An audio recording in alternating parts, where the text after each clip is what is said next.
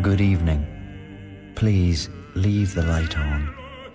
Tonight, we hold vigil with Fritz Lieber, actor, fantasy writer, and ask the question, how could a creature of the night survive the glare of the 20th century media world? When he wrote his 1940s story, The Girl with the Hungry Eyes, Fritz Lieber seems to have discovered an uncomfortable answer. I'll tell you why The Girl gives me the creeps. Why I hate to look at magazines anymore because I know she'll turn up somewhere in a brassiere or a bubble bath. Why I don't like to think of millions of Americans drinking in that poisonous half-smile. But you see, I'm not altogether sure myself what I'm hinting at, beyond a certain point. There are vampires, and not all of them suck blood. And there were the murders. If they were murders. Besides, let me ask you this. Why, when America is obsessed with the girl, don't we find out more about her? Why hasn't there been a feature in Life or The Post, a profile in The New Yorker? I'll tell you why. It's because from the top to the bottom of the whole world of advertising, there isn't a solitary soul who knows where the girl came from, where she lives, what she does, who she is, even what her name is. What's more, not a single solitary soul ever sees her. Except one poor damned photographer who's making more money off her than he ever hoped to in his life and who's scared and miserable as hell every minute of the day. Oh, I'm off my rocker, am I? People can't keep out of sight that way. Well, I happen to know they can. Because last year I was that poor damned photographer. Even the girl had to start small. Picture me in 1947. I had a fourth-floor studio in that rat-hole the Hauser building. Business was lousy. It was one of those dark gray afternoons. I just finished developing some pics I was doing on speculation for Lovely Belt Girdles and Buford's Pool and Playground, the last a faked-up beach scene.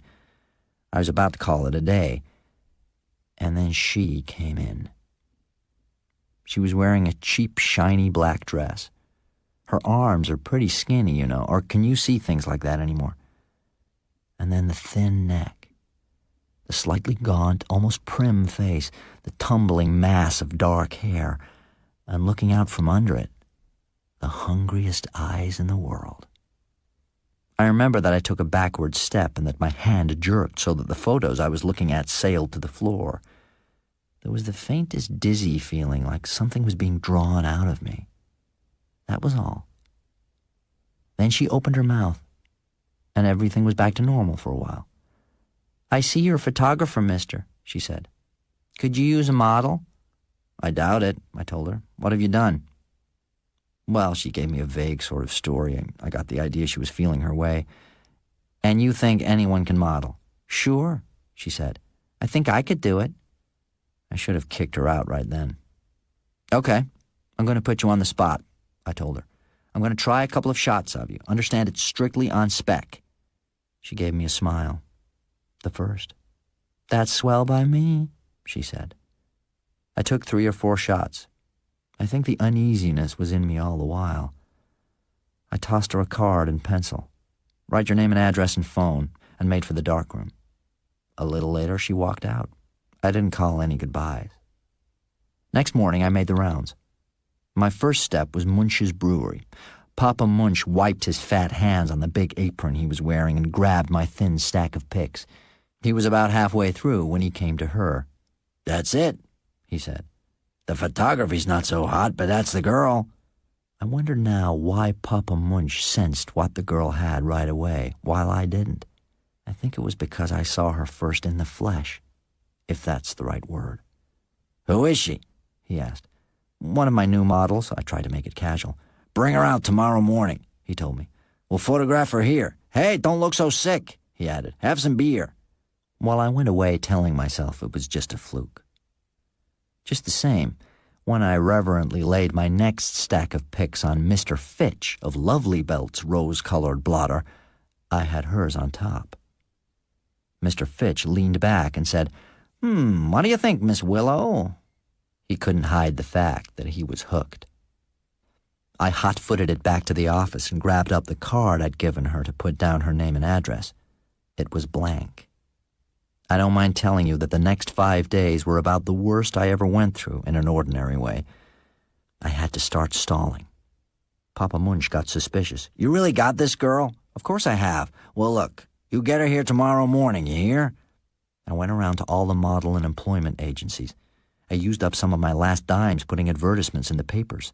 I roamed the streets. The 5th afternoon, I knew I was licked. Papa Munch's deadline was due to run out at 6 o'clock. Mr. Fitch had already canceled. I was at the studio window, looking out at Ardley Park. She walked in. I'd gone over this moment so often in my mind that I had no trouble putting on my act. "Hello," I said, hardly looking at her. "Hello," she said. I said curtly, "Look here, I'm going to give you a chance. There's a client of mine looking for a girl your general type." I picked up my stuff. "Come on." She said, not moving. "What do you mean?" I said. "I'm not going to see any client of yours." "The hell you aren't," I said.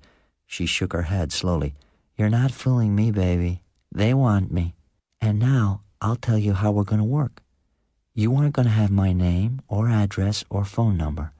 Nobody is. And we're going to do all the pictures right here. Just you and me." In the end, all I could do was phone Papa Munch and tell him her conditions. He said no several times and hung up. It didn't faze her. About midnight, Papa Munch called me up. "I don't know what insane asylum you're renting this girl from, but I'll take her." Even Mr. Fitch reconsidered, and after taking 2 days to tell me it was quite impossible, he accepted the conditions too. Next morning we went to work. When we finished, I found out there was still more rules. I started down with her to get a sandwich and coffee. She said. "I'm going down alone. And look, baby, if you ever try to follow me, if you ever so much as stick your head out that window when I go, you can hire yourself another model." You can imagine how all this crazy stuff strained my temper and my imagination. I remember trying to figure out what could be back of it, whether she was hiding from the police, or maybe had got the idea it was smart to be temperamental, or more likely, Papa Munch was right and she was partly nuts. But I had my picks to finish up. Looking back, it's amazing to think how fast her magic began to take hold of the city after that.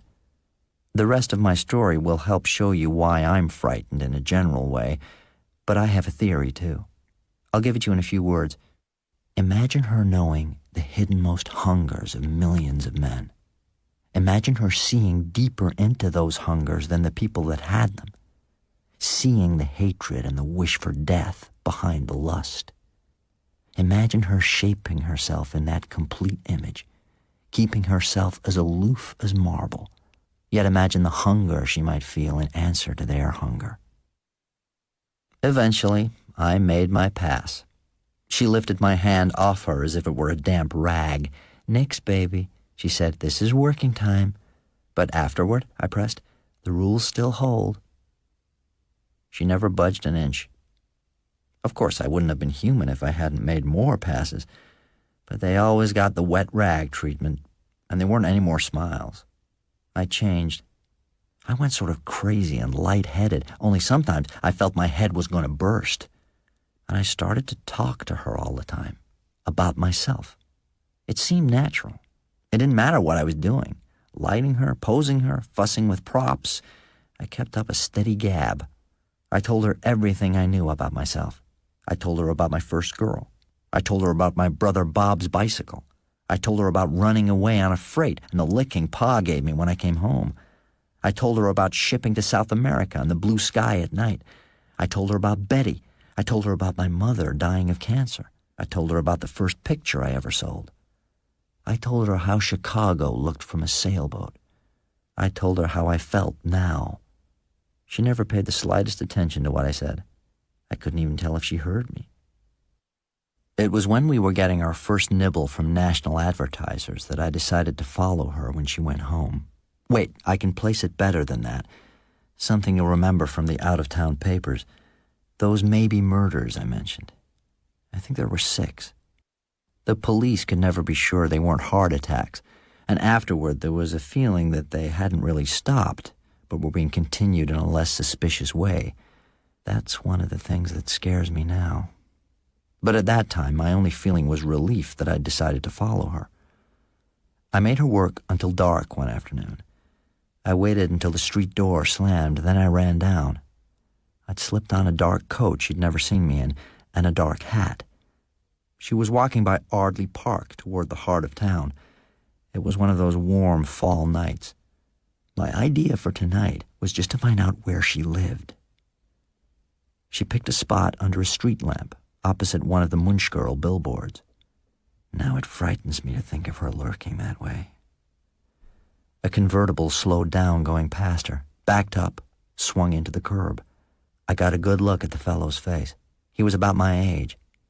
Next morning, the same face looked up at me from the front page of the paper. As in the other maybe murders, the cause of death was uncertain.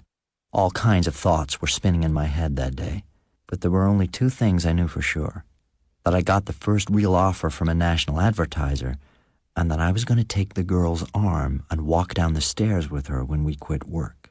She didn't seem surprised. "You know what you're doing." "I know." She smiled. "I was wondering when you'd get around to it." We cut across into Ardley Park. She didn't say anything, and she didn't look at me, but I could see her lips twitching, and after a while her hand tightened on my arm. We stopped.